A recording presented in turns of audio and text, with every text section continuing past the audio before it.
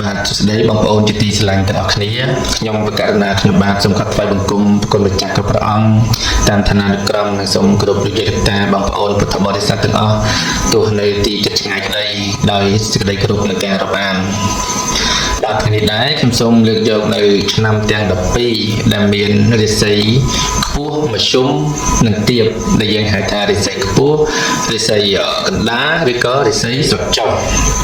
បាទនៅក្នុងឆ្នាំទាំង12នេះទៅតាមលំដាប់លំដោយហើយប្រសិនណាបើជាបងប្អូនបានស្ដាប់លើកម្មវិធីនេះហើយត្រូវនឹងឆ្នាំដែល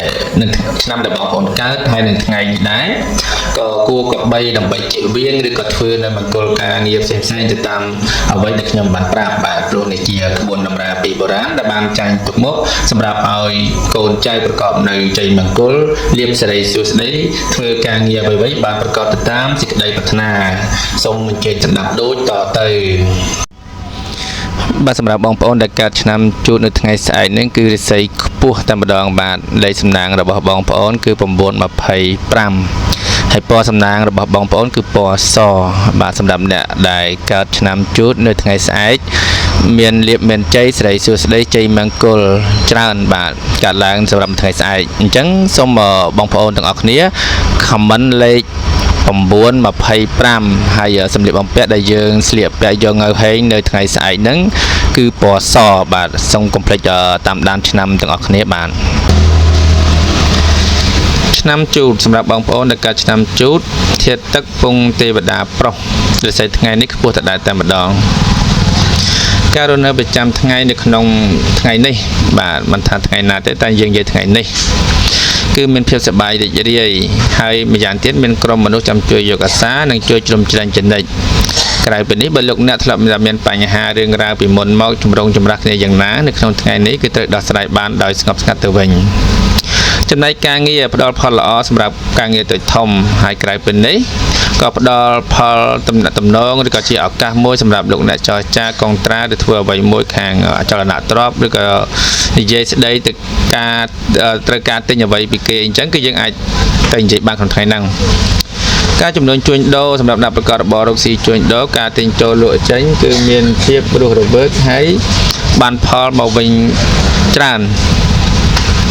ហើយបើចង់រកស៊ីចូលហ៊ុនជាមួយនឹងដៃគូក៏ល្អប្រសើរដែរតែត្រូវមើលសមាជិកភាពគេផងប្រយ័ត្នចាញ់បោកគេមិនថាពេលវេលាល្អថ្ងៃល្អខែឆ្នាំល្អយ៉ាងណាក៏ដោយតែយើងត្រូវប្រយ័ត្នបំផុតគឺការចាញ់បោកគេនឹងឯងបាទតែប្រយ័ត្នមែនតើចំណែកបញ្ហាស្នេហាកំណត់ក្រមុំមានការរីកលូតលាស់និងមានភាពសុខដុមរមនាប្រពៃទេចេះយកចិត្តគ្នាស្រឡាញ់គ្នារហូតបាទក្នុងថ្ងៃហ្នឹងតែចាត់ស្អែកតើដឹងឯងតែយើងនិយាយក្នុងថ្ងៃហ្នឹងបាទជាចុងក្រោយខ្ញុំបាទសូមសិទ្ធិពរជ័យសិរីសួស្តីជ័យមង្គលដល់បងប្អូនប្រុសស្រីអ៊ំពូមីងទាំងអស់ដែលកើតឆ្នាំជូតនៅថ្ងៃស្អែកនេះគឺមានសំណាងល្អងើហេងចូលឈឹបតែម្ដងតែកុំភ្លេច share វីដេអូនេះមួយហើយ comment ដាក់លេខ925ហើយស្អែកត្រូវស្លៀកសម្លៀកបំពាក់ពណ៌សដើម្បីជាពណ៌នាំសំណាងដែលយើងបន្ថែមទៀតបាទឥឡូវហ្នឹងឆ្នាំជូតបានកន្លងផុតទៅហើយយើងចាប់ផ្ដើមឈានចូលទៅឆ្នាំឆ្លូវបន្តទៀតបាទឥឡូវឈានចូលមកដល់ឆ្នាំឆ្លូវសម្រាប់បងប្អូនប្រុសស្រីដែលកើតឆ្នាំឆ្លូវរិស័យថ្ងៃស្អែកនេះគឺខ្ពស់ត្រដែតតែម្ដងបាទអត់ចុះហើយមិនមែនមធ្យមទេគឺខ្ពស់អញ្ចឹងគឺមានលាភសំណាងច្រើនតែតងជាមួយនឹងថ្ងៃស្អែកហ្នឹងបងប្អូនគឺត្រូវតែទទួលបាននៅជោគជ័យគ្រប់ភារកិច្ចទាំងអស់ហើយលេខដែលនាំសំណាងបន្ថែមទៅលើសំណាងរបស់យើងមួយទៀតនោះគឺ6 ដើមបាទ666ហើយពណ៌សំណាងដែលជាគ្រឿងបំពន់ឲ្យយើងមើលទៅឃើញឆ្លុះបញ្ចាំងធ្វើឲ្យអ្នកផ្សេងមើលមកយើងមានរិទ្ធអំណាចកាន់តែខ្លាំងទៅនោះគឺពណ៌ខៀវបាទអញ្ចឹងយើងមានបាទថារិស័យយើងខ្ពស់ទៅហើយតែអ្វីដែលយើងគួរធ្វើបន្ថែមទៀតនោះគឺយើងត្រូវ comment លេខ6 ដើមហើយនឹងស្លៀកសម្លៀកបំពាក់ពណ៌ខៀវនៅថ្ងៃស្អែកដើម្បីជាជោគជតារិស័យនឹងកាន់តែមានអំណាចមេរិទ្ធីអ្នកផងមើលមកគឺមានការស្ញប់ស្ញែងនិងខ្លាចអំណាចរបស់យើងតែម្ដងបាទអញ្ចឹងសូមតាមដានសន្តាប់ដូចតទៅឆ្នាំឆ្លូវសម្រាប់បងប្អូនដែលកើតឆ្នាំឆ្លូវធាតុដីពងមនុស្សប្រុសរិស័យថ្ងៃនេះខ្ពស់ត្រដែត លោកអ្នកនឹងមានលៀបដោយការប្រើសម្ដីវោហារស័ព្ទទោះបីជាបាននិយាយស្ដីអ្វីក៏ដោយក៏មានការគ្រប់គ្រងពីអ្នកដទៃដែរបាទថ្ងៃនេះដែរអញ្ចឹងយើងអាចទៅចែកចែកស្ដីដណ្ដឹងកូនគេឬក៏យើងទៅដាក់ពាក្យធ្វើការឬក៏យើងចង់ទៅទិញរបស់ណាមួយពីអ្នកដទៃគឺយើងអាចទៅបានបាទក្នុងថ្ងៃនេះគឺថារាសីយើងខ្ពស់ល្អណាស់ចឹងទៅបីជាយើងនិយាយយ៉ាងណាក៏គេយល់ព្រមនិងគ្រប់គ្រងយើងនៅក្នុងពេលដែលយើងនិយាយនឹងដែរបាទហើយចំណាយការងារវិញបើយើងមានបេសកកម្មត្រូវទៅបំពេញការងារនោះទោះបីជាការធ្វើដំណើរនឹងចិត្តឆ្ងាយក្តីតែងតែមានសុវត្ថិភាពនិងល្អប្រសើរតែយើងយ៉ាងណាក៏គួរតែប្រយ័ត្នដែរទោះបីតាមផ្លូវទឹកផ្លូវគោកនឹងយ៉ាងណាក៏គួរមានការប្រុងប្រយ័ត្នមែនទែនបាទទោះបីសំណាងមានក៏ដោយតែបើយើងធ្វើប្រហែសគឺវាមិនល្អសម្រាប់ការធ្វើដំណើររបស់យើងទេចំណែកមុខរបររកស៊ីជួញដូរវិញបាទជាអ្នកប្រកបមុខរបររកស៊ីមានការរីកលូតលាស់ទៅមុខជាលំដាប់បាទអញ្ចឹងយើងរកស៊ីថ្ងៃហ្នឹងកាក់កបហើយកុំតាមគេហៅតាណាតណីអីយើងខំប្រឹងរកស៊ីតិចទៅព្រោះថ្ងៃល្អរបស់យើងបើសិនណាថ្ងៃណាមិនសូវល្អចាំយើងអាចចេញដំណើរទៅរកផ្សេងទៅចំណែកបញ្ហាស្នេហាគូស្នេហ៍ជួបតែការរីករាយរកគ្នាទៅវិញទៅមកបាទឆ្នាំឆ្លូវថ្ងៃនេះគឺមានលៀបមានជ័យសិរីសួស្តីព្រមទាំងអាពាហ៍ពិពាហ៍ស្នេហាគូស្វាមីភរិយាមានសុភមង្គលបាទថ្ងៃនេះគឺថាយើងអាចធ្វើសពសារពើទាំងអស់គឺទទួលបានជោគជ័យសម្រាប់អ្នកដែលកើតឆ្នាំឆ្លូវបាទទីចុងក្រោយនេះក៏សូមផ្សិតពរជ័យសិរីសួស្តីជ័យយាមង្គលដល់បងប្អូនប្រុសស្រីដែលកើតនៅឆ្នាំឆ្លូវរាសីខ្ពស់នៅក្នុងវេលាឱកាសពេលនេះកុំភ្លេច share វីដេអូរបស់ខ្ញុំបាទហើយដាក់លេខ6 3ដើមហើយនឹងត្រូវស្លៀកសម្លៀកបំពាក់ពណ៌ខៀវនៅថ្ងៃស្អែកដើម្បីបង្ហាញឬក៏បញ្ចេញនូវឫទ្ធិអំណាចរបស់ខ្លួនបន្ថែមពីសំណាងរបស់យើងមួយជាន់ទៀតបាទអញ្ចឹងសូមកុំភ្លេចធ្វើតាមអ្វីដែលខ្ញុំបានប្រាប់ហើយនឹងទទួលបានជោគជ័យគ្រប់ភារកិច្ចទាំងអស់បន្ទាប់អំពីឆ្នាំឆ្លូវនេះទៅគឺយើងចូលទៅដល់ឆ្នាំខាលបន្តទៀតបាទឥឡូវឈានចូលមកដល់ឆ្នាំខាលបាទឆ្នាំខាលថ្ងៃនេះឃើញថាល្អរាសីឆ្នាំខាលបងប្អូនដែលកើតឆ្នាំខាលនៅក្នុងថ្ងៃនេះគឺខ្ពស់ត្រដែតតែម្ដងបាទហើយលេខសំណាងបន្ថែមពីលើរាសីខ្ពស់នឹងទៀតគឺលេខ791បូកជាមួយនឹងសម្លៀកបំពាក់ដែលនាំឲ្យមានសំណាងមានឫទ្ធិដេជះបារមីគេខ្លោបខ្លាចទៀតនោះគឺពណ៌ស្វាយបាទលេខសំណាង791ហើយពណ៌ដែលនាំសំណាងបន្ថែមទៀតគឺពណ៌ស្វាយអញ្ចឹងបងប្អូនដែលកើតនៅឆ្នាំខាលនៅថ្ងៃស្អែកនេះគឺរាសីខ្ពស់បាទតែកុំភ្លេចសុំខមមិនលេខ791ហើយស្លៀកសម្លៀកបំពាក់ពណ៌ស្វាយដើម្បីបន្ថែមដេជះបារមីឲ្យអ្នកផងមើលមកមានបារមីខ្លោបខ្លាចដូចគេមើលមកឃើញពលឺឬក៏ឃើញយើងមើលទៅស្រស់ស្អាតគេនឹងមានភាពខ្លាចឲ្យញើតរបស់យើងតែម្ដងបាទគេខ្លាចញើតយើងណាអញ្ចឹងយើងខមមិន791ហើយនឹងពាក់ពណ៌ស្វាយនៅថ្ងៃស្អែកនេះសង្ឃឹមថាបងប្អូននឹងប្រាថ្នាអ្វីៗបានសម្រេចដោយសេចក្តីប្រាថ្នានៅក្នុងថ្ងៃស្អែកនេះគឺជាថ្ងៃដែលបងប្អូនសម្រេចការងារបានច្រើនទាក់ទងជាមួយនឹងការងារប្រចាំថ្ងៃការងារមន្ត្រីរាជការឬក៏និយាយស្ដីលក់ដូរអ្វីៗគឺតែងតែបានសម្រេចដោយសេចក្តីប្រាថ្នាបានអញ្ចឹងសូមមុតតាមដានស្ដាប់ដូចតទៅឆ្នាំខាលសម្រាប់បងប្អូនដែលកាត់ឆ្នាំខាលធាតុឈើពងយៈស្រីថ្ងៃនេះរាសីខ្ពស់ត្រដែតត្រដឹងតែម្ដងបាទឆ្នាំខាលថ្ងៃនេះមានហុងស៊ុយល្អជាងម្សិលមិញការរស់នៅក្នុងអំឡុងពេលនេះលោកអ្នកត្រូវតែប្រយ័ត្នប្រយែងទៅលើបញ្ហាការងារប្រកាសដែលសារមានចន្លោះប្រហោងជាច្រើនអញ្ចឹងមិនថាអ្នកមានរាសីខ្ពស់ក៏ដោយតែយើងត្រូវប្រុងប្រយ័ត្នឲ្យមែនទែនទៅលើបញ្ហាការងារប្រកាសព្រោះពេលណាបើសិនណាជាយើងធ្វើការងារហ្នឹងទុកចោលមិនបានល្អក៏មិនបានផលល្អវិញដែរហើយចំណែកប្រកាសបើយើងខ្ជិះចាយមិនដឹងទៅតំបន់ឬក៏ចាយលុយខុសខ្ទង់ច្រើនគឺវាធ្វើយើងចំណាយអស់លុយចោលអត់ប្រយោជន៍បាទសម្រាប់អ្នកដែលកាត់ឆ្នាំខាលរាសីខ្ពស់តែត្រូវប្រុងប្រយ័ត្នដែរចំណែកការងាររស់នៅប្រចាំថ្ងៃយើងចង់និយាយពីការងារដែលធ្វើការរងាយណាបាទដោយសារដួងចិត្តរាសីរបស់លោកអ្នកខ្ពស់ម្ល៉េះហើយផ្ដល់ផលល្អសម្រាប់លោកអ្នកសម្រុកការងារបានហើយពីព្រោះថាផលតែងឆ្លើយតបគ្រាន់ជាទីកក់ក្ដៅត្រឡប់មកវិញ បាទការងារប្រចាំថ្ងៃថ្ងៃនេះដែលលោកអ្នកត្រូវតែធ្វើនោះគួរតែធ្វើឲ្យហើយទៅបាទវារិស័យកំពុងឡើងអញ្ចឹងយើងទៅកន្លែងណាក៏គេទទួលរត់អ្នកឬក៏គេយល់ព្រមនៅកុងត្រាឬក៏ធ្វើអីមួយគឺធ្វើមាត់យើងអាចនិយាយបានថាយើងមានអំណាចបាទថ្ងៃនេះបាទដល់ថ្ងៃស្អែកចាំយើងគិតទៀតសម្រាប់អ្នកធ្វើចំនួនជួញដូរបើជាអ្នកប្រកបមុខរបររកស៊ីវិញជួញដូរនៅថ្ងៃនេះមិនថាការជួញទីចិត្តទីឆ្ងាយទេសេចក្តីសុខដុមរមនាដោយអាចប្រមូលភោគផលចូលផ្ទះវិញគួរជាទីកក់ក្ដៅបាទមិនថាបងប្អូនជួញតិចជួញច្រើនឬក៏យើងទៅធ្វើអ្វីមួយទេគឺតែងតែបានផលមកវិញជាទីគប់ចិត្តសម្រាប់អ្នកដែលកើតឆ្នាំខាលបញ្ហាស្នេហាកំឡោះក្រមុំមិនត្រូវឆ្លុះបង្វែងទៅលើរឿងកាមគុណជ្រុលខ្លួនដកលែងរួចនាំទុកសោកដល់ថ្ងៃគ្រាខាងមុខនោះទេបាទមិនថាយើងលងខ្លួនឬក៏ស្រឡាញ់អ្នកណាទេសម្រាប់កំមុំកន្លោះនោះយើងកុំបណ្តែតបណ្ដោយឲ្យការដែលយើងធ្វើប្រហែសចាយលុយទៅលើរឿងនឹងច្រើនឬក៏បំផ្លាញទ្រព្យសម្បត្តិឬក៏លងខ្លួនដោយសារគេច្រើនពេកមិនថាប្រុសមិនថាស្រីទេយើងគួរតែចេះប្រយ័ត្នប្រយែងឲ្យមែនតែនបាទឆ្នាំខាលរិស័យខ្ពស់តែនៅតែមានការប្រុងប្រយ័ត្នឲ្យមែនតែនបាទនេះសម្រាប់អ្នកដែលកើតឆ្នាំខាលបាទជាចុងក្រោយនេះសម្រាប់បងប្អូនដែលកើតឆ្នាំខាលសូមកុំភ្លេច share វីដេអូនេះមួយដាក់លេខ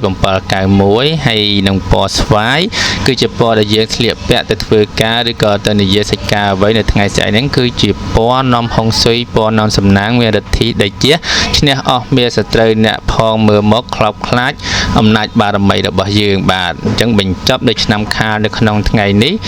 ពេលនេះក៏សូមបន្តទៅឆ្នាំថោះបន្តទៀតបាទសូមអរគុណបាទសម្រាប់បងប្អូនដែលកើតនៅឆ្នាំថោះបាទឆ្នាំថោះរិស័យនៅថ្ងៃស្អែកគឺខ្ពស់ត្រដែតតែម្ដងបន្ថែមអំពីរិស័យខ្ពស់នេះទៅគឺលោកអ្នកមានលេខសំណាងដើម្បីជាការលើកទឹកចិត្តឬក៏ជាការលើករិស័យនឹងឲ្យមើលមកមានអំណាចឫទ្ធិដែលជះខ្លាំងក្លាគឺបាទថែមបន្ថែមទៀតបាទអញ្ចឹងលេខនាំសំណាងរបស់បងប្អូនគឺ957បាទ957សូមខមមិនលេខ957ហើយនៅថ្ងៃស្អែកនេះសូមបងប្អូនស្លៀកពាក់នៅពណ៌ផ្កាឈូកឬក៏ពណ៌ខ្មៅបាទពណ៌ផ្កាឈូកឬពណ៌ខ្មៅដើម្បីបន្ថែមនៅរាសីបន្ថែមទៀតបាទថារាសីយើងខ្ពស់ហើយតែយើងចង់ធ្វើឲ្យមានឫទ្ធិអំណាចដែលជះអ្នកផ្សេងមើលមកយើងមានអំណាចតែម្ដងមានការខ្លោបខ្លាចអំណាចចេស្តារបស់យើងហើយទៅណាមកណាគឺមានគេញញើតហើយឬក៏យើងទៅនិយាយអ្វីមួយទៅកាន់អ្នកដទៃគឺគេខ្លាចអំណាចយើងម្ដងបាទគឺយើងនិយាយអ្វីក៏គេព្រមតាមដែរដូចយើងចង់និយាយថារិស័យយើងខ្ពស់បូកជាមួយនឹងលេខសំណាងហើយនឹងពណ៌នាំសំណាងបន្ថែមទៀតធ្វើឲ្យយើងនឹងមានឫទ្ធិដែលជះឈ្នះអស់មានសត្រូវទាំងឡាយទាំងពួងហើយប្រកបការងារអ្វីៗបានសម្រេចដោយសេចក្តីប្រាថ្នាបាទអញ្ចឹងសូមរងចាំស្ដាប់ដូចតទៅឆ្នាំថោះសម្រាប់បងប្អូនដែលកើតឆ្នាំថោះធាតុឈើពងមនុស្សស្រីរិស័យថ្ងៃនេះឡើងខ្ពស់លោកអ្នកត្រូវបានអ្នកធំជឿទុកចិត្តនិងផ្ដល់ការសរសើរឬដំឡើងឋានៈប៉ុន្តែក្នុងនោះក៏មានមនុស្សខ្សត់ទ្រព្យឬអ្នកចូលចិត្តប្រើអំណាចរំលោភបំពានខ្លះដែរតែมันមានជាបញ្ហាអ្វីនោះទេគឺលោកអ្នកអាចដោះស្រាយនឹងការងារទាំងអស់នោះបាន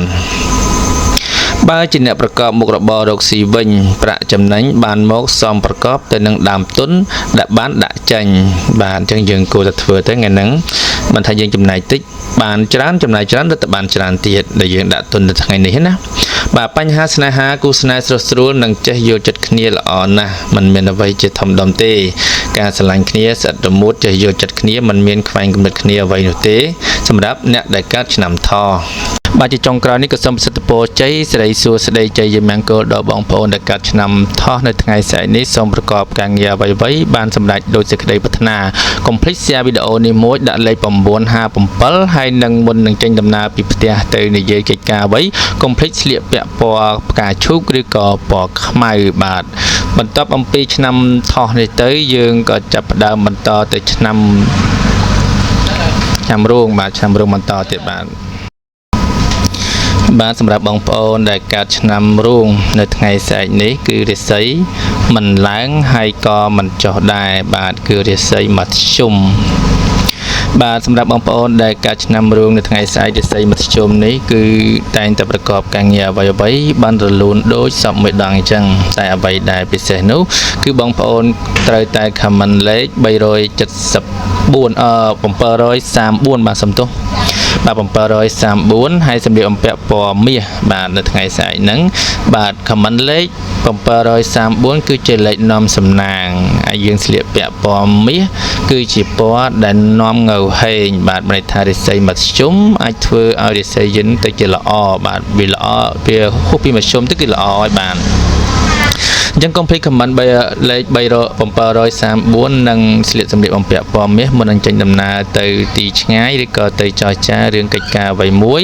ដើម្បីសម្រេចនៅគោលបំណងរបស់យើងបាទបើសិនណាជាយើងមិនបានធ្វើដូច្នោះទេរាសីរបស់យើងមធ្យមហើយតែយើងមិនបានថាបន្ថែមនៅរិទ្ធអំណាចសង្កត់ទៅលើសត្រូវរបស់យើងឬក៏ទៅចរចាជាមួយដៃគូរបស់យើងឲ្យមានរិទ្ធិអំណាចឲ្យគេខ្លោបខ្លាចឬក៏មើលមកយើងមានដូចជាល្អនោះទេគឺវាពិបាកក្នុងការដោះស្រាយរឿងហ្នឹងណាអញ្ចឹងបានសូមឲ្យបងប្អូនហ្នឹង comment លេខ734និងស្លៀកសម្លៀកបំពាក់ពណ៌មាសដើម្បីនឹងទៅចរចាសម្រាប់នៅសេចក្តីប្រាថ្នារបស់បងប្អូននៅថ្ងៃស្អែកនេះបាទអញ្ចឹងសូមរងចាំស្ដាប់ដូចតទៅបាទបងប្អូនដែលកាត់ឆ្នាំរោងបាទ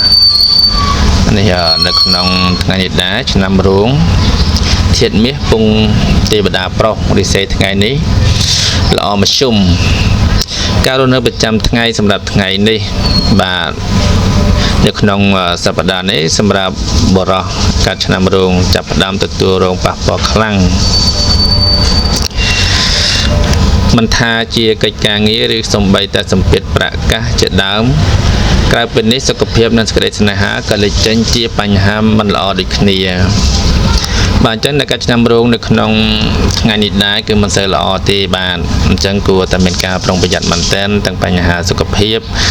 ទាំងទំនាក់ទំនងស្នេហាចំពោះកិច្ចការងារវិញបើមានឧបសគ្គហើយការពីមុនមកទទួលផលលំបាកក្នុងការដោះស្រាយពេលនេះបើព្យាយាមពុះពៀក៏តែងហុចផ្លែផ្កាដូចជាទីពេញចិត្តបាទនៅពេលដែលយើងមានបញ្ហាពីមុនមកយើងទើបនឹងមកដោះស្រាយគួរដោះស្រាយនៅថ្ងៃនេះក៏បានដែរបាទវាអាចនឹងផ្ដល់ផ្លែផ្កាឬក៏ជាដំណោះស្រាយមួយល្អសម្រាប់យើងនៅក្នុងថ្ងៃនេះអញ្ចឹងសង្ឃឹមថាអាចនឹងដោះស្រាយបាននៅក្នុងថ្ងៃនេះការធ្វើចំនួនជួញដូរអ្នកប្រកបរបររកស៊ីជួញដូរមានការរីកលូតលាស់គួរសមម្ល៉េះហើយជាឱកាសល្អក្នុងការពង្រីកមុខរបរថ្មីឬបណ្ដាក់ទុនបន្ថែមព្រោះផ្លែផ្កាដែលទទួលបានតែងហុចមកវិញដូចសំប្រកបអញ្ចឹងនៅក្នុងការធ្វើចំនួនជួញដូរលោកអ្នកដាក់ទុនតិចច្រើនក៏ដោយគួរសម្លឹងមើលទៅលើមនុស្សឬក៏ទៅលើថវិការបស់យើងបើសិនណាជាការដែលយើងធ្វើរាល់ថ្ងៃហ្នឹងវាកើនបាទវាកើនចំណូលអញ្ចឹងយើងគួរតែដាក់ទៅតែក្នុងការដាក់យើងត្រូវប្រយ័ត្នប្រយែងមើលមនុស្សផងអ្នកខ្លះល្អតែមុនដំបូងទៀតក្រោយមកក៏មានបញ្ហាមួយយើងអញ្ចឹងណាបាទចំណែកបញ្ហាសេចក្តីស្នេហាប្រុសស្រីកំពុងសុខដុមរមនានិងមានភាពផ្អែមល្ហែមគួរសមមិនជាបញ្ហាអ្វីទេនៅក្នុងថ្ងៃនេះបាទទោះបីនិយាយស្ដីខុសឆ្គងបន្តិចបន្តួចក៏មិនសូវជាបញ្ហាដែរសម្រាប់អ្នកដែលកើតឆ្នាំរោងក្នុងថ្ងៃនេះបាទជាចុងក្រោយនេះក៏សូមជូនពរប្រសិទ្ធពរជ័យសិរីសួស្តីជ័យយាមមង្គលដល់បងប្អូនដែលកើតនៅឆ្នាំរោងនៅថ្ងៃស្អែកនេះសូមប្រកបការងារអ្វីៗបានសម្រេចដោយសេចក្តីប្រាថ្នាកុំភ្លេច share វីដេអូនេះមួយដាក់លេខ734ហើយមុននឹងចេញដំណើរទៅជួបនរណាម្នាក់ឬក៏ប្រកបកិច្ចការងារអ្វីមួយសូមកុំភ្លេចស្លៀកសម្លៀកបំពាក់ពណ៌មាសដើម្បីជាការលើកហុងស៊ុយឬក៏លើករាសីរបស់យើងឲ្យកាន់តែល្អប្រសើរមានរិទ្ធីទៅជះឈ្នះអស់មាសត្រូវទាំងឡាយទាំងពួងបាទអញ្ចឹងសូមធ្វើតាមខ្ញុំអ្វីដែលខ្ញុំប្រាប់មកទៅនឹងប្រកបទៅដោយសេចក្តីជោគជ័យនិងសមតាមបំណងប្រាថ្នាដូចតទៅបាទសម្រាប់បងប្អូនដែលកើតនៅឆ្នាំម្សាញ់បាទនៅថ្ងៃស្អែកនេះគឺរាសីឡើងខ្ពស់ត្រដែតតែម្ដងបាទបូករួមជាមួយនឹងរាសីខ្ពស់នេះដែរក៏យើងមានលេខសំណាងដែលជាលេខតេជះមានฤទ្ធិអំណាចឲ្យម្នាក់ផងខ្លោបខ្លាចបារមីចេស្តារបស់យើងបាទគឺលេខ429អ ចឹងសូមបងប្អូនដែលកើតឆ្នាំម្សាញ់សូមខមមិនលេខ429ហើយនឹងពណ៌តេជះឈ្នះអស់មាសត្រូវទាំងឡាយទាំងពួងគឺមានពណ៌មាសនិងពណ៌ខៀវបាទអញ្ចឹងមុននឹងចេញដំណើរទៅទីឋាននានាប្រកបការងារអ្វីៗសូមស្លៀកសម្លៀកបំពាក់ពណ៌មាសនិងពណ៌ខៀវដែលជាពណ៌បន្ថែមនៅរាសីមានតេជះឈ្នះអស់មាសត្រូវទាំងពួងអ្នកផងមើលមកគេគ្រប់កោតខ្លាចយើងនិយាយស្ដីទៅកណ្ដាណាម្នាក់គឺគេញញើតនឹងធ្វើតាមអ្វីដែលយើងបានប្រាប់អញ្ចឹងសូមរងចាំស្ដាប់ដូចតទៅបានឆ្នាំម្សាញ់សម្រាប់លោកអ្នកដែលកាត់ឆ្នាំម្សាញ់ធាតុភ្លើងពងមនុស្សប្រុសថ្ងៃនេះដួងចិត្តរាសីរបស់លោកអ្នកខ្ពស់ត្រដែតតែម្ដងការរស់នៅប្រចាំថ្ងៃនេះផ្ដល់ផលល្អសម្រាប់លោកអ្នកទំនាក់ទំនងចរចាឬទាមទារអ្វីមួយក្រៅពីនេះផ្ដល់ផលល្អក្នុងការទំនាក់ទំនងការងារនិងរួមទាំងការគ្រប់គ្រងរឿងប្រាក់កាសផងគឺអាចចាប់ផ្ដើមអនុវត្តបានហើយចាប់ពីពេលនេះទៅចឹងលោកអ្នកដែលកើតឆ្នាំម្សាញ់ថ្ងៃនេះយើងអាចធ្វើអ្វីក៏បានដែរបាទក្នុងការរស់នៅប្រចាំថ្ងៃហ្នឹងចំណែកការងារថ្ងៃនេះវិញការបំពេញការងារទោះតិចច្រើនក៏តែងតែមានភាពរលូនល្អគួរជាទីគាប់ចិត្តការធ្វើចំនួនជួញដូរចំពោះអ្នកប្រកបរបររកស៊ីជួញដូរមានការទិញចូលលក់ចេញគ្រាន់រស់បន្តវិញអាយកម្រៃទៀតសោតគ្រាន់ជាទីកក់ក្ដៅដែរបាទយើងមានទឹកមាត់លាបតិចហើយសម្រាប់អ្នកដែលកើតឆ្នាំម្សាញ់នៅក្នុងថ្ងៃនេះយើងអាចថាម្សាមិញយើងលក់មិនសូវបានចូលដើមឬក៏ស្មើដើមតែថ្ងៃនេះយើងអាចមានចំណូលនឹងបានច្រើនជាងម្សាមិញវិញអញ្ចឹងយើងមានសង្ឃឹមទៅមុខទៀតចំណុចបញ្ហាស្នេហារីឯគូស្រករប្តីប្រពន្ធនិងគូប្រុសស្រីមានភាពស្រស់ស្រាយប្រៀបដូចត្រីក្នុងទឹកបាទมันមានបញ្ហាអ្វីទេគឺឡុកល្អឿនជាមួយគ្នាឯងតែទោះបីជាយ៉ាងណាក៏គួរកុំចាប់កំហុសគ្នាដោយមិនដឹងមូលហេតុឬក៏រករឿងគ្នាទៅវិញទៅមកចង់ឈ្នះចាញ់គ្នាបន្តតែយើងចេះអាស្រ័យអធិស្ឋានឲ្យគ្នាទៅវិញទៅមកទើបការរស់នៅរបស់យើងនឹងប្រកបដោយក្តីសុខបាទនេះសម្រាប់អ្នកដែលកាត់ឆ្នាំម្សាញ់បាទជាចុងក្រោយនេះក៏សូមប្រសិទ្ធពរជ័យសិរីសួស្តីជ័យមង្គលដល់បងប្អូនដែលកើតនៅឆ្នាំម្សាញ់រាសីខ្ពស់ត្រដែតនៅក្នុងវេលាឱកាសពេលនេះសូមកុំភ្លេច share នៅវីដេអូនេះដាក់លេខ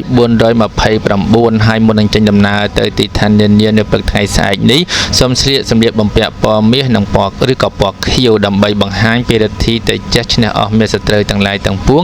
មានអំណាចរិទ្ធីធ្វើឲ្យអ្នកដែលមើលមកយើងនឹងគឺខ្លោបខ្លាចអំណាចចេស្តារបស់យើងបានមួយកម្រិតទៀតទោះបីជាយើងនិយាយស្ដីការងារអ្វីៗគឺតែងតែបានសម្រេចដូចជាក្តីប៉ងប្រាថ្នាសូមធ្វើតាមអ្វីដែលខ្ញុំប្រាប់លោកអ្នកនឹងទទួលបានសមតាមបំណងដូចជាក្តីប្រាថ្នាបាន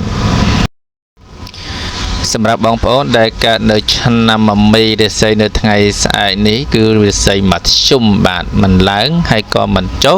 គឺរាសីមធ្យមបន្ថែមអំពីរាសីមធ្យមនេះទេគឺយើងមានលេខនាំសំណាងជាលេខងៅហេងជាមួយនឹងអាយដេជះដែលយើងពាក់ទៅតាមពណ៌ដែលបរណាចារ្យលោកបានចងក្រងទុកមកដើម្បីលើកពីមធ្យមទៅជាល្អបាទអញ្ចឹងលេខនាំសំណាងរបស់បងប្អូនគឺលេខ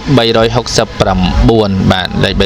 369មុននឹងចេញដំណើរទៅណាទៅណីសូមបងប្អូនពាក់នៅអាវពណ៌កូគីឬក៏ពណ៌ស្លាទុំបាទបងប្អូនស្គាល់ណាពណ៌កូគីឬពណ៌ស្លាទុំហ្នឹង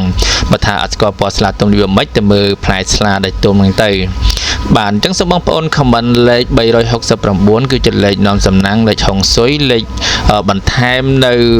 សំណាងរបស់យើងពីមធ្យមទៅល្អបូករួមជាមួយនឹងអាយដេជះពណ៌កូគីឬក៏ពណ៌ស្លាទុំដែលយើងមុននឹងចេញដំណើរទៅទីឋាននានានិយាយកិច្ចការងារអ្វីប្រកបទៅដោយភាពជោគជ័យរលូនដែលអ្នកផងមើលមកយើងនឹងគឺមានឫទ្ធិអំណាចអស្ចារ្យក្រៃបាទនិយាយស្ដីទៅកាន់គេគឺមានសម្ដីផ្អែមល្ហែមពីរោះអ្នកផងជាដៃគូឬក៏ដៃគូសហការរកស៊ីហ្នឹងគឺតែងតែធ្វើតាមបំណងរបស់យើងឬក៏យល់ស្របទៅតាមអ្វីដែលយើងចង់បានអញ្ចឹងសូមរងចាំស្ដាប់ដូចតទៅបានឆ្នាំមមីសម្រាប់លោកអ្នកដែលកើតឆ្នាំមមីធាតុភ្លើងពងទេវតាស្រីរាសីថ្ងៃនេះល្អជាមធ្យមការនៅប្រចាំថ្ងៃសម្រាប់ថ្ងៃនេះដំណើរការចាក់ចេញពីក្រៅផ្ទះលោកអ្នកបើមានរឿងរ៉ាវជាមួយអ្នកដទៃមិនគួរក៏បីយកកំហឹងទល់កំហល់ឡើយពីព្រោះបើពំនោះនាំឲ្យខាតបង់ផលប្រយោជន៍អ្វីមួយមកវិញប៉ុណ្ណោះ បាទសម្រាប់អ្នកដែលកាត់ឆ្នាំមមីការធ្វើដំណើរចាក់ចេញទៅទីខាងក្រៅឬក៏នៅក្នុងគេហដ្ឋានក៏ដោយក៏មិនគួរក៏បីនឹងមានចំនួនប៉ះពាល់ជាមួយនឹងអ្នកជិតខាងឬអ្នកដទៃឡើយព្រោះថាថ្ងៃហ្នឹងរាសីយើងមធ្យមតែវាមិនល្អទេបើសិនណាជាយើងមានបញ្ហាប៉ះពាល់ដល់អ្នកដទៃអាចនឹងខាត់ប្រយោជន៍របស់យើងអញ្ចឹងយើងគួរតែជៀសវាងល្អជាងចំពោះកិច្ចការងារនៅថ្ងៃនេះដែរទោះលោកអ្នកធ្វើអ្វីមួយមិនក៏បី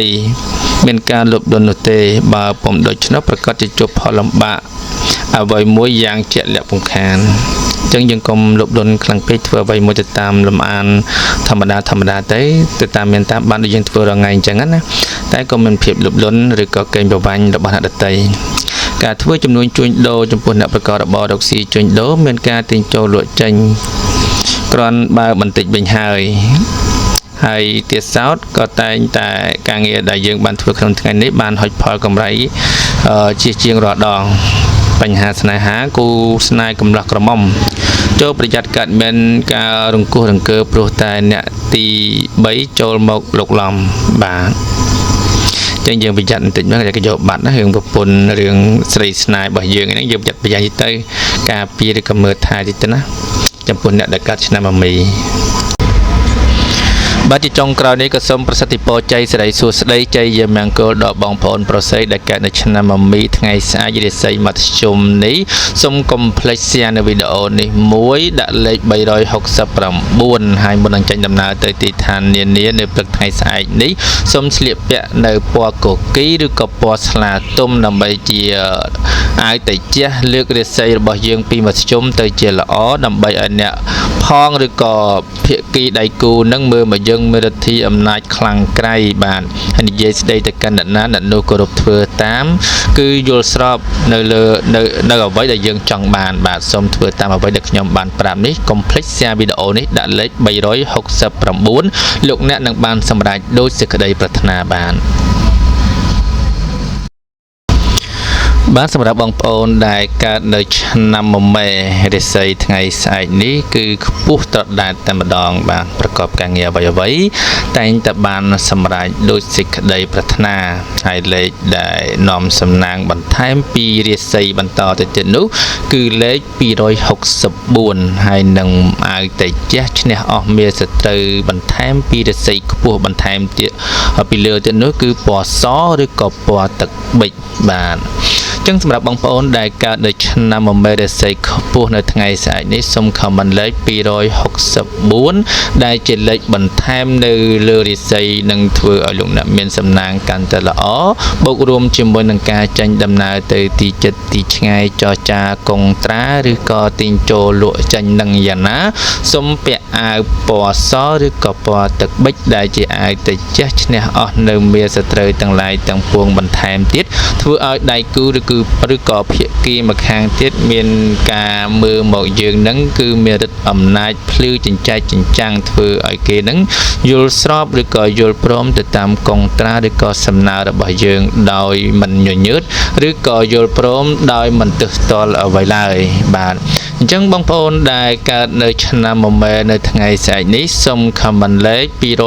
264បាទនៅខាងក្រោម channel របស់ខ្ញុំបាទនេះហើយនឹងពាក់អាវពណ៌សឬក៏ពណ៌ទឹកប៊ិចអញ្ចឹងសូមរងចាំសន្តាប់ដូចតទៅឆ្នាំមមែធាតុមាសពងទេវតាស្រីរាសីថ្ងៃនេះឡើងខ្ពស់បាទសម្រាប់លោកអ្នកដែលកើតឆ្នាំមមែថ្ងៃនេះណាបាទគ្រប់សកម្មភាពការងាររបស់លោកអ្នកនៅក្នុងថ្ងៃនេះមានភាពល្អប្រសើរអាចឲ្យលោកអ្នកដណ្ដើមបានស្នាដៃដ៏ធំធេងគ្មានអ្វីមករារាំងឡើយបើជាអ្នកប្រកបមុខរបររកស៊ីវិញមានការរីកចម្រើនកាត់កាលវាគុំសុខដុមរមនាតិចតិចុំប្រសើរពេកណាស់រីឯបញ្ហាស្នេហាលោកអ្នកអាចបានជួបនឹងគូស្នេហ៍មានរូបសម្បត្តិល្អនិងលក្ខណៈសមរម្យដ៏វិសេសវិសាលបើមិនទាន់រៀបការទេបាទនេះសម្រាប់អ្នកដែលមិនទាន់រៀបការណាតែបើអ្នកដែលមានគូហើយក៏ជាពេលវេលាល្អលោកល្អើននៅជាមួយគ្នាមិនមានអ្វីដែលជាផលរំខានឬក៏តោះតែងខ្វែងគំនិតគ្នានោះទេ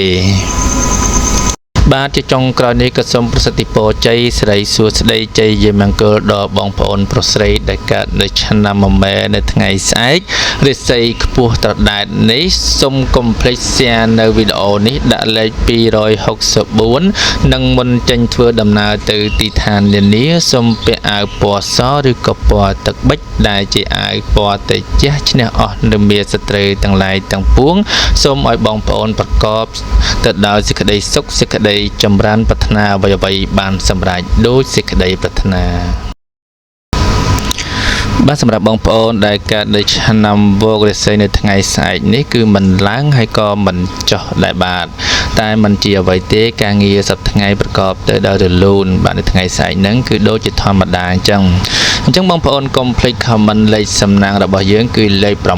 859នៅក្នុង channel នេះហើយកុំភ្លេច share វីដេអូចេញទៅដាក់លេខ859នៅពេលព្រឹកឡើងបងប្អូនមុននឹងចរចេញយាត្រាទៅទីឋាននានានិយាយស្ដីចរចាឬក៏កងត្រាទិញដូរលក់ចេញនឹងយ៉ាងណា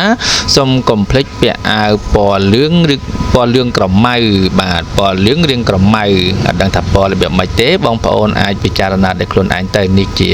បុរាណអាចារ្យដូចបានពោលថាពណ៌លឿងក្រមៅ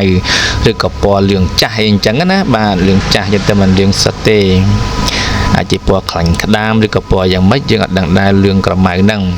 អញ្ចឹងបងប្អូនពាក់អាវលឿងក្រមៅហ្នឹងទៅដើម្បីជាពណ៌លើករាសីរបស់យើងពីមធ្យមទៅល្អធ្វើឲ្យបងប្អូនមានរិទ្ធីទៅជះឈ្នះអស់មេស្ត្រីទាំងឡាយទាំងពួងប្រកបទៅដោយភាពរុងរឿងល្បាញល្បីភាគីដែលនិយាយជាមួយយើងឬក៏អ្នកដតីមើលមកយើងគឺមើលមកដូចមានអំណាចមានពណ៌ស្រស់ឆើតឆាយធ្វើឲ្យគេយល់ព្រមទៅតាមសំណុំពររបស់យើងឬក៏ការកងត្រាអ្វីមួយនឹងធ្វើឲ្យគេសម្រេចចិត្តលឿនយល់ព្រមជាមួយនឹងយើងតែម្ដងបាទចឹងសូមបងប្អូនកុំភ្លេច comment លេខ859ហើយនឹងចេញដំណើរទៅណាទៅណីពាក់អាវពណ៌លឿងនៅព្រឹកថ្ងៃស្អែកនេះបាទលឿងក្រមៅចឹងសូមរងចាំស្ដាប់ដូចតទៅឆ្នាំវោកសម្រាប់លោកអ្នកដែលកើតឆ្នាំវោកធាតុដែកពងយៈប្រុសរាសីថ្ងៃនេះល្អជាមធ្យមទាំងប្រុសស្រីនៅក្នុងថ្ងៃនេះលោកអ្នកមិនត្រូវយកខ្លួនបៀតបៀនក្រុមមនុស្សចាត់ប្រទេបាទឬមានកំណត់លុបលុនឬមានកំណត់លុបលុនឡើយពីព្រោះថាគេងាយនាំទុកមកឲ្យជាងសពមួយដងបាទសម្រាប់ថ្ងៃនេះទោះបីជាមានអ្នកដតីមកសុំស្នាក់នៅអាស្រ័យឬក៏ជួយយកអាសាគេក៏គួរកុំឲ្យគេស្នាក់នៅអីបើសិនជាអាចឲ្យជាលុយកាក់ឬក៏ទិញរបស់របរឲ្យគេឲ្យចេញពីផ្ទះយើងទៅបាទហើយកុំឲ្យមានចិត្តលោភលន់ត្រូវធ្វើបុណ្យសន្សំកុសលឲ្យបានច្រើននៅក្នុងថ្ងៃនេះសម្រាប់អ្នកដែលកើតឆ្នាំវោកចំពោះការងារប្រចាំថ្ងៃក្នុងពេលនេះដែរការប្រកបការងារកុំសង្ឃឹមលើអ្នកដតីពេកពីព្រោះថាផលអាក្រក់ងាយកើតឡើងចំពោះខ្លួនឯងណាស់បាទយើងត្រូវឲ្យមានជំនាញចំណេះក្នុងខ្លួនកុំសូវសង្ឃឹមគេពេកក្នុងថ្ងៃហ្នឹងការធ្វើចំនួនជួញដូរអ្នកប្រកបរបររកស៊ីជួញដូរនៅថ្ងៃនេះវិញជួបការលំបាកក្នុងការរកផលចំណូលបន្តិចព្រោះតែមានការប្រជែងគ្នា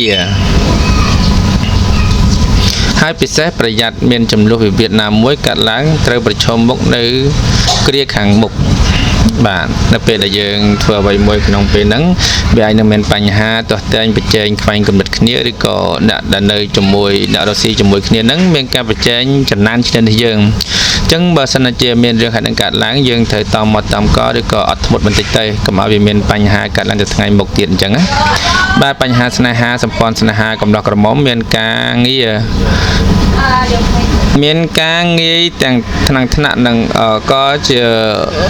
ក៏ងាយនឹងត្រូវរើដែរបាទនៅក្នុងពេលនេះសម្ព័ន្ធស្នេហាបានថាងាយងក់ងក៏ងាយនឹងលួងត្រាប់ឆាប់ត្រូវដែរចំពោះបញ្ហាស្នេហាអញ្ចឹងបើមានការថ្នាក់គ្នាយ៉ាងណាយើងត្រូវចេះយកអធិស្ឋានគ្នាហើយក៏សម្រួលគ្នាតាមនឹងទៅនេះចំពោះអ្នកដែលកើតឆ្នាំវោកបាទជាចុងក្រោយនេះក៏សូម ប្រសិទ្ធពរជ័យសិរីសួស្តីជ័យមង្គលដល់បងប្អូនគ្រប់គ្នាឲ្យបានសម្រេចនៅសេចក្តីប្រាថ្នារៀងខ្លួនសម្រាប់បងប្អូនដែលកើតឆ្នាំវកមានរាសីមធ្យមសូមកុំភ្លេច share នៅវីដេអូនេះដាក់លេខ859ជាមួយនឹងការស្លៀកសម្លៀកបំពាក់ពណ៌លឿងក្រមៅនៅថ្ងៃស្អែកនេះមុននឹងចេញដំណើរទៅនិយាយការងារកុងត្រាឬក៏ទិញដូរលក់ចេញនឹងយ៉ាងណាសូមឲ្យបានសម្រេចដូចសេចក្តីប្រាថ្នាបានបាទសម្រាប់បងប្អូនដែលកើតឆ្នាំរការាសីនៅថ្ងៃស្អែកនេះគឺត្រចះត្រចង់ខ្ពស់ត្រដែតតែម្ដងបានប្រាថ្នាកិច្ចការងារអ្វីគឺបានសម្រេចដូចសេចក្តីប្រាថ្នាទៅណាមកណាអ្នកផងស្រឡាញ់អាណិតរាប់អានបន្ថែមពីរាសីនេះទៀតយើងមានលេខនាំសំណាងដែលជាលេខធ្វើឲ្យលោកអ្នកមានហុងស៊ុយកាន់តែល្អទៀតនោះគឺលេខ318បានអញ្ចឹងសម្រាប់លោកអ្នកដែលកើតឆ្នាំរកានៅថ្ងៃស្អែកនេះកុំភ្លេច comment លេខ318ហើយ share វីដេអូនេះចេញទៅដាក់លេខ318ជាមួយនឹងពណ៌សំណាងដែលធ្វើឲ្យលោកអ្នកមានរិទ្ធីទៅចេះឈ្នះអស់មានសត្រូវទាំងឡាយទាំងពួងនិយាយស្ដីទៅកាន់ទីឋាននានាធ្វើឲ្យអ្នកផងឬក៏ដៃគូរបស់យើងទុនចិត្តអាណិតស្រឡាញ់យើងគឺអាវពណ៌ខ្មៅបាទកុំភ្លេចស្អែកឡើងគឺពាក់អាវពណ៌ខ្មៅទៅនិយាយការងារផ្សេងឬក៏កុងត្រាទិញចូលលក់ចេញនឹងយ៉ាងណាបន្ថែមពីលើរាសីរបស់យើងទៀតនោះគឺធ្វើឲ្យអ្នកដែលជាដៃគូសហការឬក៏ជាឈ្មួញរបស់យើងនោះមានការទុនចិត្តអាណិតស្រឡាញ់យល់ព្រមតាមសំណើរបស់យើងយ៉ាងឆាប់រហ័សដោយគ្មានសង្ស័យតែម្ដងបាទអញ្ចឹងសូមបងប្អូនរងចាំស្ដាប់ដូចតទៅឆ្នាំរកាចំពោះបងប្អូនដែលមានកើតឆ្នាំរកាធាតុដែកពងយៈប្រុសរាសីថ្ងៃនេះខ្ពស់ទៅដែរតែម្ដងបាទសម្រាប់ការងាររស់នៅប្រចាំថ្ងៃនៅក្នុងថ្ងៃនេះលោកអ្នកនឹងមានអំណាចដ៏លើសលប់ដោយសារព្រេងសំណាងហើយក៏មានគេជូនជាវត្ថុមានតម្លៃមិនធ្លាប់មានពីមុនមកជាមួយគ្នានេះដែរនឹងអាចคล้ายទៅជាមនុស្សដែលមានការស្ញប់ស្ញែងពីជនទូទៅបាទថ្ងៃហ្នឹងមានការភ្ញាក់ផ្អើលឡើងខ្លាំងចំពោះអ្នកដែលកើតឆ្នាំរកាអញ្ចឹងយើងរៀបខ្លួនរឹកពីអីសំរុំតិចទៅបាទឃើញលោកមាននរណាម្នាក់អភិជនឬក៏អ្នកមានឬក៏មិត្តភ័ក្តិបងប្អូនណាជួនអំណោយដែលយើងមិនធ្លាប់មានពីមុនមកបើជាអ្នកប្រកបរបររកស៊ីវិញទោះបីជួញដូរទីចិត្តឆ្ងាយក្តីមិនថាទីកន្លែងណាទេរមែងបានផលសំប្រកបទាំងអស់បាទអូខេធ្វើបានគ្រប់យ៉ាងក្នុងថ្ងៃនេះតែបញ្ហាស្នេហាគឺមានភាពផ្អែមល្ហែមមែនតើជាមួយគ្នាបាទអ្នកកាត់ឆ្នាំរកាថ្ងៃនេះគឺអូខេគ្រប់យ៉ាងតែម្ដងបាទជាចុងក្រោយនេះខ្ញុំបាទសូមសិទ្ធិពរជ័យសិរីសួស្តីជ័យមង្គលដល់បងប្អូនដែលកើតឆ្នាំរកាមានរាសីខ្ពស់ត្រដែតនេះប្រកបការងារអ្វីបានសម្រេចដោយសេចក្តីប្រាថ្នាកុំភ្លេច share វីដេអូនេះចេញទៅដាក់លេខ313និងពេលព្រឹកឡើងមុននឹងនិយាយហាស្ដីចេញដំណើរទៅទីឋាននានាសូមកុំភ្លេចពាក់អាវពណ៌ខ្មៅដែលជាអាវដែលជះឈ្នះអស់មានសត្រូវទាំងឡាយទាំងពួងសូមឲ្យបងប្អូនប្រកបទៅដោយជោគជ័យមានសំណាងល្អពេញមួយថ្ងៃតែម្ដងបាទសម្រាប់បងប្អូនដែលកើតនៅឆ្នាំចនៅថ្ងៃស្អែកនេះគឺរាសីខ្ពស់ត្រដែតតែម្ដងបាទប្រកបការងារអ្វីតែងតែបានសម្រេចដោយសេចក្តីប្រាថ្នាបន្ថែមពីលើរាសីខ្ពស់នេះទៀតគឺយើងមានលេខនាំសំណាងដល់បងប្អូនកុំភ្លេច comment លេខ338ហើយ share វីដេអូនេះចេញទៅដាក់លេខ338ជាមួយនឹងពណ៌នាំសំណាងជាពណ៌អាវតេជះឈ្នះអស់មានសត្រូវទាំងឡាយទាំងពួងដែលបងប្អូនមុននឹងចេញដំណើរទៅទីឋាននានិយាយស្ដីធ្វើការងារមន្ត្រីរាជការទិញចូលលក់ចេញកុងត្រាកាឡាបញ្ជីប្រឡងចូលយ៉ាងណាសូមកុំភ្លេចពាក់អាវពណ៌មាសឬក៏ពណ៌ស្វាយនៅថ្ងៃស្អែកនេះបាទអញ្ចឹងសូមបងប្អូនធ្វើតាមអ្វីដែលខ្ញុំបានប្រាប់ហើយសូមរងចាំទស្សនាជាបន្តទៅឆ្នាំចសម្រាប់បងប្អូនដែលកើតឆ្នាំចធាតុដីពងយៈស្រីថ្ងៃនេះរាសីខ្ពស់ត្រដែតតែម្ដងការរស់នៅថ្ងៃនេះបើលោកអ្នកចង់ចរចាអ្វីមួយតែងតែអាចទម្លុះទម្លាយនិងសម្រេចដោយក្តីបំណងបងប្រាថ្នាបានជានិច្ចចំណែកការងារដោយសារដួងចិត្តរាសីរបស់លោកអ្នកខ្ពស់ម្ល៉េះហើយផ្ដល់ផលល្អសម្រាប់លោកអ្នកសម្រាប់ការងារបានហើយពីព្រោះថាផលល្អតែងតែឆ្លើយតបមកវិញយ៉ាងកក់ក្ដៅចំណែកការធ្វើចំនួនជួញដូរបើអ្នកប្រកបរបររកស៊ីជួញដូរនៅថ្ងៃនេះ មិនថាការជួញទីចិត្តទីឆ្ងាយសេចក្តីសុខដុមរមនាអាចប្រមូលភោគផលចូលផ្ទះវិញគួរជាទីគប់បំណងបញ្ហាស្នេហាកំឡោះក្រមុំមិនត្រូវឆ្លក់វង្វេងទៅលើរឿងកាមគុណប្រជ្រុលខ្លួនពេកទេអាចនាំទុកដល់ខ្លួននៅថ្ងៃមុខបានបាទយើងកុំឲ្យលងខ្លួនទៅជ្រុលពេកយើងល្មមទៅបានហើយចំពោះស្នេហាបើថាស្រឡាញ់គ្នាខ្លាំងយកឲ្យម៉ែឪចូលស្ដីដណ្ដឹងតែម្ដងទៅបាទនេះសម្រាប់អ្នកកើតឆ្នាំចជាចុងក្រោយខ្ញុំបាទសូមសិទ្ធិពរជ័យសិរីសួស្តីជ័យមង្គលដល់បងប្អូនដែលកើតនៅឆ្នាំចរិស័យខ្ពស់នៅថ្ងៃស្អែកនេះសូមកុំភ្លេច share វីដេអូនេះចេញទៅដាក់លេខ338ហើយមុននឹងចេញដំណើរទៅទីឋាននានានៅថ្ងៃស្អែកនេះសូមកុំភ្លេចពាក់អាវពណ៌មាសឬពណ៌ស្វាយដែលជាអាចទៅចាស់ឈ្នះអស់មាសត្រូវទាំងឡាយទាំងពួងធ្វើឲ្យលោកអ្នកនិយាយស្ដីទៅកាន់ទីឋាននានាធ្វើឲ្យគេចូលចិត្តអាណិតស្រឡាញ់ហើយយល់ព្រមតាមអ្វីដែលយើងបាននិយាយឬក៏បានសំណុំពរដោយសេចក្តីប្រាថ្នាបាទសូមឲ្យបងប្អូនប្រាថ្នាអ្វីបានសម្រេចដោយសេចក្តីប្រាថ្នាមានលៀបមានយុះសេរីសុស្តីជ័យមង្គលពេញមួយថ្ងៃតែម្ដងបាទសម្រាប់បងប្អូនដែលកើតនៅឆ្នាំកុលរាសីនៅថ្ងៃស្អែកនេះមិនចុះមិនឡើងទេគឺរាសីមធ្យមបាទរាសីមធ្យមមិនចុះមិនឡើងទេតែយើងមានលេខសំណាងដែលជាលេខនាំហុងស៊ុយធ្វើឲ្យបងប្អូនពីមធ្យមទៅជាល្អវិញបាទជាមួយនឹងពណ៌សំណាងឬក៏ពណ៌តិចឈ្នះអស់មាសត្រូវទាំងឡាយទាំងពួងបាទសម្រាប់បងប្អូនដែលកើតនៅឆ្នាំកុលធាតុពងមនុស្សស្រីនៅក្នុងថ្ងៃស្អែកនេះសូមខមមិនលេខ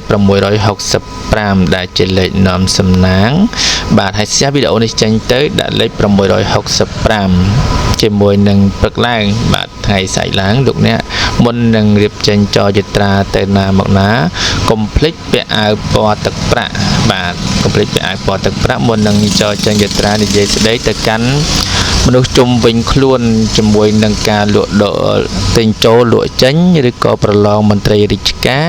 ឬក៏កងត្រាអ្វីមួយចំពោះអ្នកដែលនៅជុំវិញខ្លួនបាទអញ្ចឹងសូមរងចាំស្ដាប់ដូចតទៅ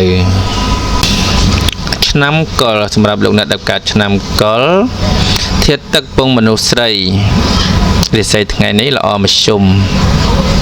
ការនៅប្រចាំថ្ងៃនៅក្នុងថ្ងៃនេះដែរបើធ្វើអ្វីក៏ដោយចូលប្រយ័ត្នប្រយែងប្រយ័ត្នចាញ់បោកគេហើយត្រូវប្រយ័ត្នចំពោះមនុស្សដែលមកពីចម្ងាយបាទអ្នកដែលបោកយើងមិនប្រកាសថាអ្នកនៅចិត្តយើងទេអ្នកឆ្ងាយក៏អាចបោកយើងបានដែរអញ្ចឹងអ្នកចិត្តក៏បោកអ្នកឆ្ងាយក៏បោកយើងចង់និយាយពីមាត់ថាមិត្តស្រួលទប់ទល់សត្រូវស្រួលទប់ទល់តែមិត្តផងសត្រូវផងគឺពិបាកទប់ទល់ណាស់អញ្ចឹងយើងគួរតែប្រយ័ត្នមែនទែននៅក្នុងថ្ងៃហ្នឹងបាទពិសេសខាចាញ់បោកគេអញ្ចឹងយើងប្រយ័ត្នប្រយែងតិចទៅចំពោះបញ្ហាការងារដែលឡែកនៅក្នុងថ្ងៃនេះដែរការប្រកបការងារពុំសូវមានអ្វីប្រែប្រួលផ្លាស់ប្ដូរទេគឺដូចតែសប្ដងអញ្ចឹងពីម្សាមិញអាម៉េចថ្ងៃនេះគឺអញ្ចឹងឯងមិនមានបញ្ហាទេតែឃើញថាមកម្សាមិញវាអន់ថ្ងៃនេះក៏វាគ្រាន់បានដែរយើងគិតតែប៉ុណ្្នឹងទៅបានដែរ